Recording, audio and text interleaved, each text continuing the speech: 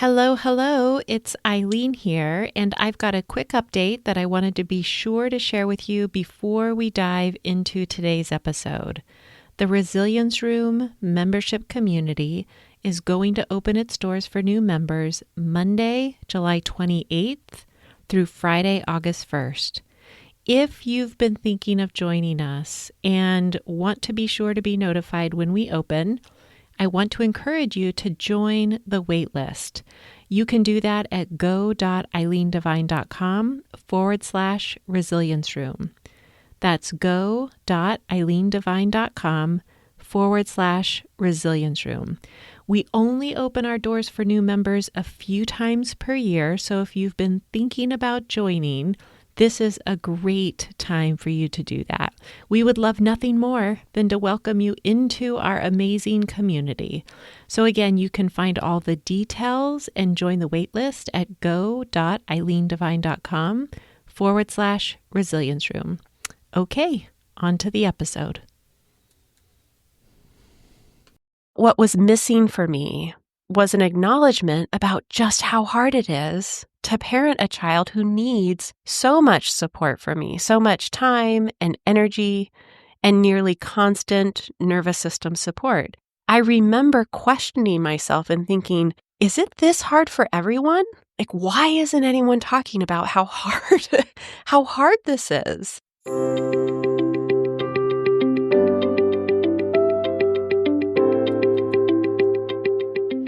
Hi there, and welcome to the Brain First Parenting Podcast. I'm your host, Eileen Devine, and I am a therapist, parent coach, and educator who supports parents that are raising children, teens, and young adults with brain-based differences and challenging behavioral symptoms.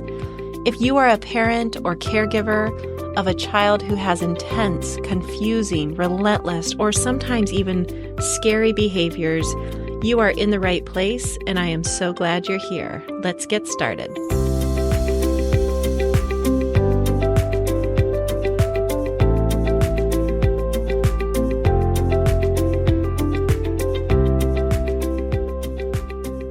Hello, welcome back. It's Eileen Devine here, and you are listening to the Brain First Parenting Podcast. Today, I want to spend some time talking about what I refer to as the two sides of the Brain First Parenting approach. Understanding these two sides of the same coin is really essential to parenting your complex child who has a brain that works differently and challenging behavioral symptoms. More often than not, in my experience, one side of this coin is largely or maybe even completely ignored. And what this leads to is more suffering for you as the parent of your complex child. So making sure that there's a recognition of these two equally important components of the Brain First Parenting approach is pretty important. And it's why I wanted to talk about it, spend some time diving into it in today's episode. At the time of recording this episode, I am right in the middle of facilitating a one-time per year workshop that I hold for parents. It's called Navigating the Chaos, a roadmap for parenting children with challenging behaviors. And we meet as a cohort 3 times over the course of 6 weeks. So far, we've met twice, and this coming weekend, we'll meet for our final session together. This cohort is a group of lovely parents. I really do get to work with the best people, and they are all parents like you and I. All of them are supporting and loving kids who have serious neurobehavioral conditions. So in this program, in the first 2 sessions that we've had, we spent most of our time learning about what it means to have a child or a teen whose brain works differently, how this translates to their experience of the world, where they need more support because of these differences. We also learn about what it means for their child to have a fragile nervous system and what this means in terms of understanding their child's behavioral symptoms.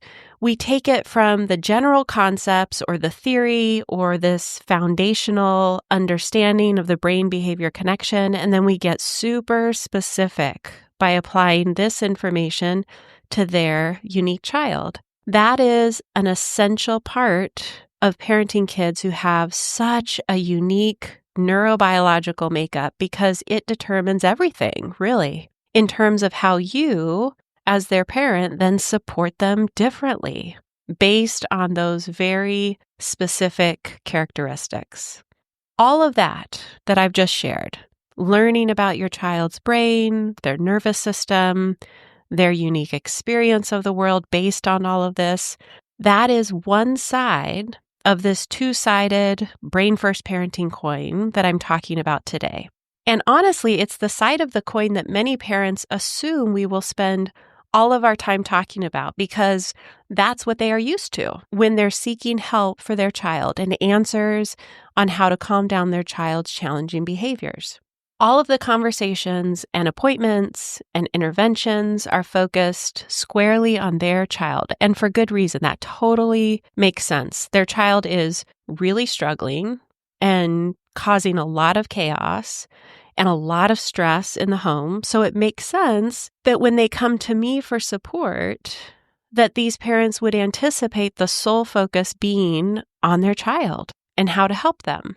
What inevitably happens as we move through this process, and this is exactly what happened in our last group session of the Navigating the Chaos program, is that parents start to see just how much their kids lag behind in very basic cognitive skills and just how much support they need. They can see it so much more clearly than they were able to before. And this is essential for their child's success. This is a good thing. But it can also be a lot for that parent to sit with. In most cases, they already know that their child is complex, but now they're seeing it very concretely. They're seeing the depth of that complexity. They're seeing it really clearly, and there's no denying just how intense those needs are and what their child is then going to need from their parents to navigate a world that is not set up for them. This is when we start to move into the other side of this two-sided coin that we're talking about today, the one that gets largely ignored in most parenting spaces, and that is the parent experience and just how much and why it matters. I remember about a dozen years ago when I was learning all of this for the first time about my daughter, who's now a teenager.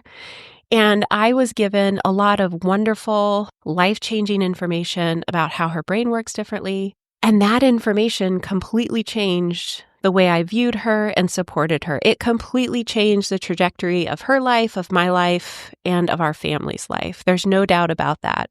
But what was missing for me was an acknowledgement about just how hard it is to parent a child who needs so much support from me, so much time and energy and nearly constant nervous system support. I remember questioning myself and thinking, is it this hard for everyone? Like, why isn't anyone talking about how hard this is?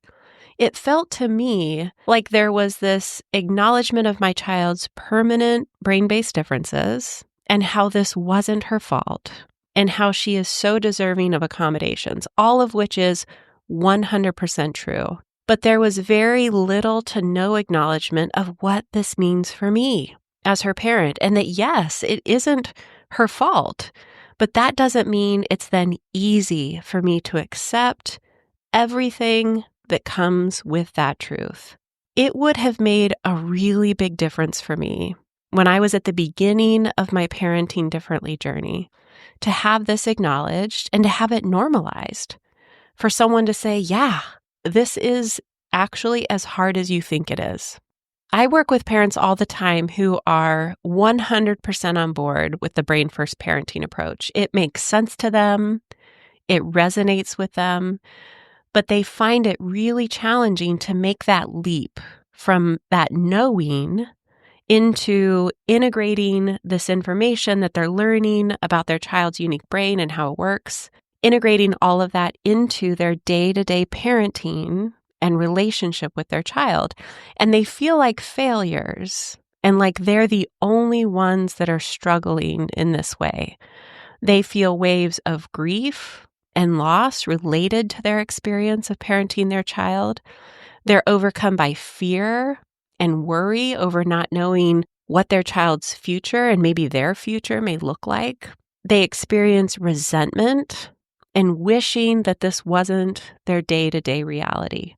They describe feeling completely alone, like nobody understands this huge part of their existence, and that they're often really harshly judged over it.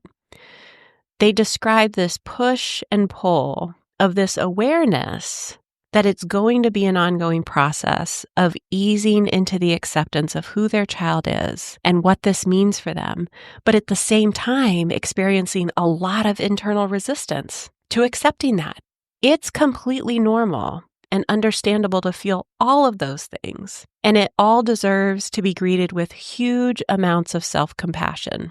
When we don't feel permission to voice those emotions and those fears, it can snowball, and it will lead to feelings of shame. It leads to feelings of being inadequate as a parent. I've heard so many parents tell me they feel like a bad parent and they feel like a bad person for feeling those things and for wanting things to be different. And then they wonder why they can't show up for their child in the way that they desperately want to.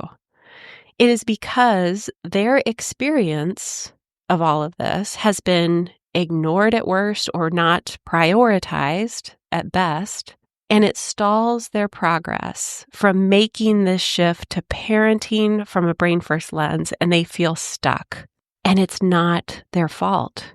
If, as parents, we can hold both sides of this coin in equal weight, there is so much healing and movement forward that can take place. We begin to learn that our kids aren't bad kids and we're not bad parents. We understand that our kids need something different from us and that they deserve accommodation so they can thrive in their day-to-day, and that parenting a child with such intense needs is as hard as we think it is, and that we will have big emotions and feelings and reactions to that truth. When we recognize both sides of this coin, we begin to see that the intensity of the support we needs to match the intensity of support that our child requires of us, and that we are deserving of that. This is when we can begin to move through all of those really hard emotions that I mentioned earlier, instead of feeling stuck in them. And this is when we begin to heal. And when we begin to heal, we become more resilient. And this increased resiliency opens up our capacity to be more empathetic and understanding and patient with our child.